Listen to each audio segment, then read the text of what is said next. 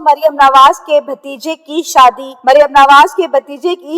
पर मरियम नवाज की बेटी का शानदार डांस और मरियम नवाज का लाखों का जोड़ा पहनकर निकाह में एंट्री। पूरी हैरानकुन वीडियो आपसे शेयर कर रहे हैं, इसीलिए वीडियो को एंड तक लाजमी देखें। जैसे ही मरियम नवाज की बेटी की ये वीडियो सोशल मीडिया पर वायरल हुई,